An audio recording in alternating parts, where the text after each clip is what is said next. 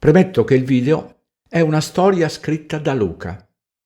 Io mi presto a dargli voce, anche perché una storia simile è successa anche a me. L'incantastorie. Vi voglio raccontare una storia. La voglio chiamare così, storia, ma è un'esperienza personale che mi è successa realmente qualche anno fa.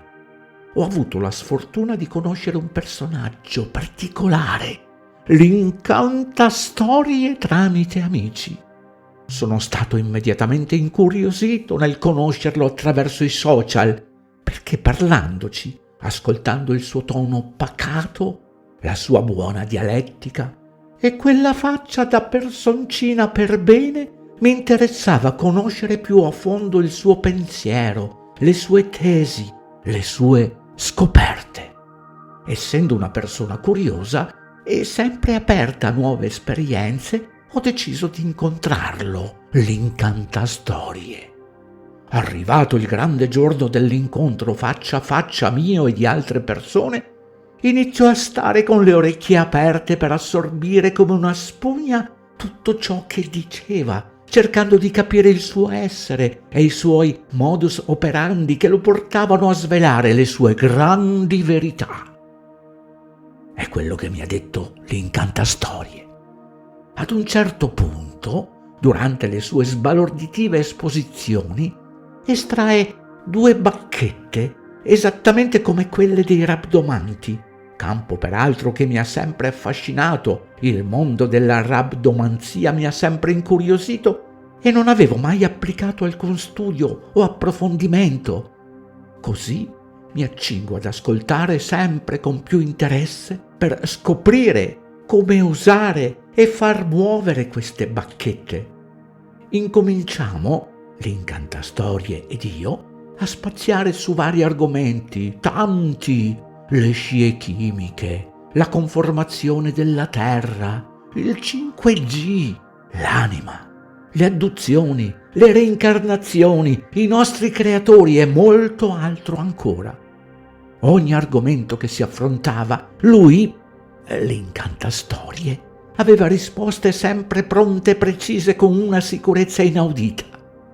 Mi affascinava anche osservare attentamente tutte le forme che l'incantastorie aveva costruito, ognuna adeguata per un preciso scopo, dalla dissipazione delle scie chimiche alle protezioni emesse dal 5G. Altre forme servivano per abbassare i consumi del carburante della macchina, fino addirittura alla disattivazione dei nodi di Hartmann. Incredibile! Con le bacchette da rabdomante, l'incantastorie era capace di sapere tutto sulle sue e le tue migliaia di vite passate, in chi ti eri incarnato, che ruolo avevi avuto sulla terra, se tu o altri avevano l'anima, oppure no, se eri addotto o se eri in pericolo di adduzione.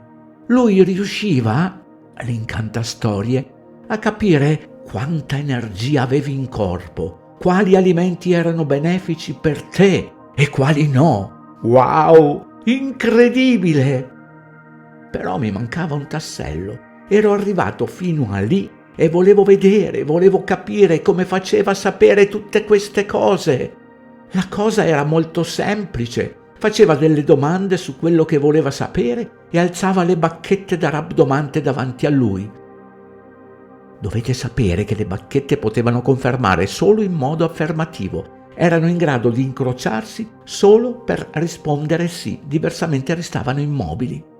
Bisognava formulare una domanda precisa, dove la risposta doveva essere solo sì o no. Il mio stupore e la mia curiosità erano alle stelle, così ho voluto provare anch'io.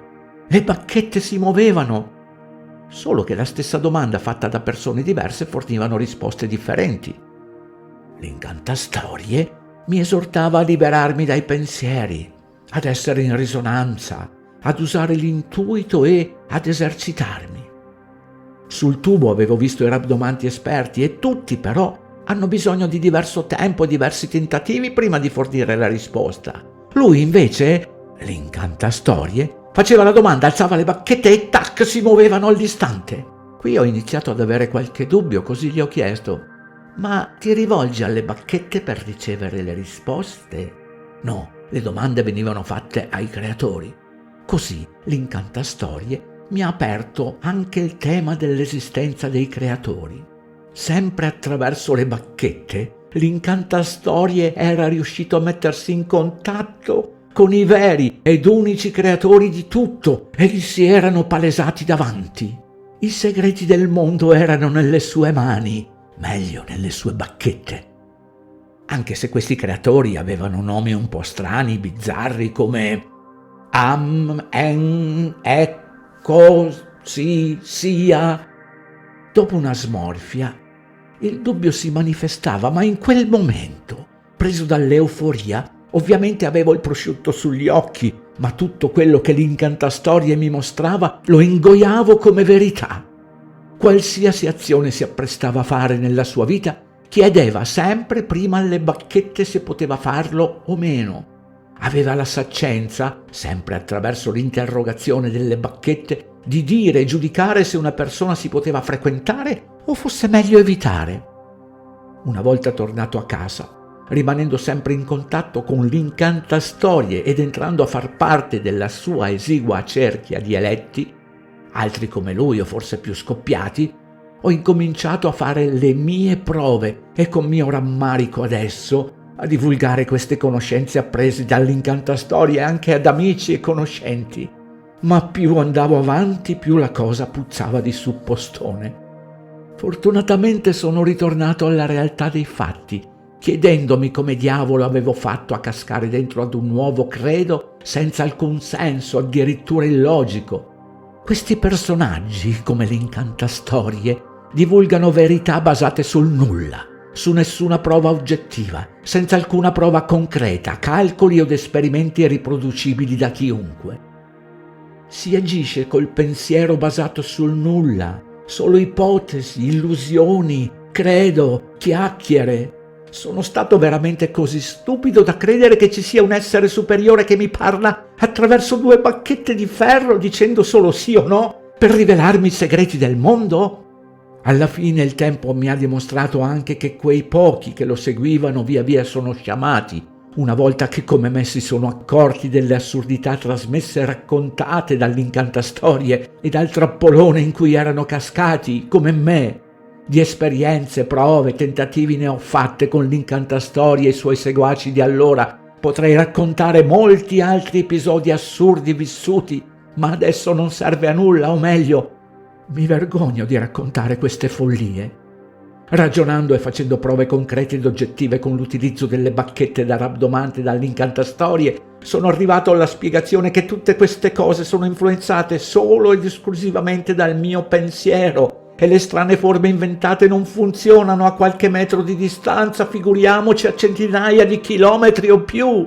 Non servono né funzionano a nulla, tutte cialtronate adottate per abbindolare persone come me e far credere a nuovi credo ad altre entità.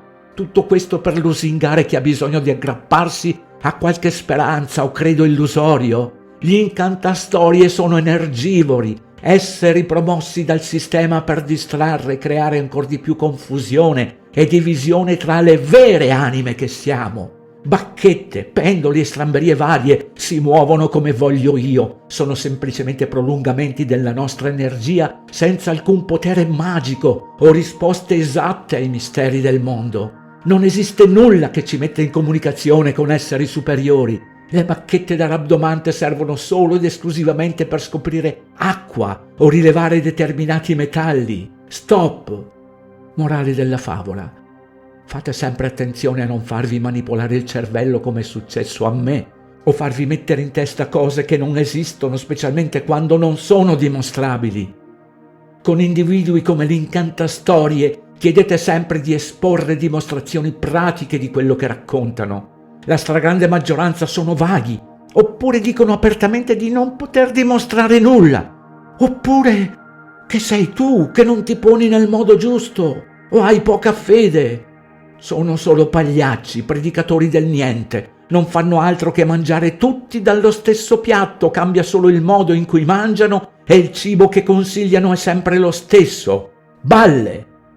Tutto quello di cui abbiamo bisogno è già dentro di noi. Non c'è nessun salvatore, nessuno può conoscere il nostro futuro. L'unica cosa certa è il presente, quello che stiamo vivendo ora, adesso, in questo momento. Ma il sistema ci lancia nel futuro o ci fa regredire nella storia inventata. Quello che succede poi lo possiamo creare solo noi, col pensiero positivo e seguendo i nostri intuiti. Sta a noi scegliere da che piatto mangiare e quale cibo scegliere.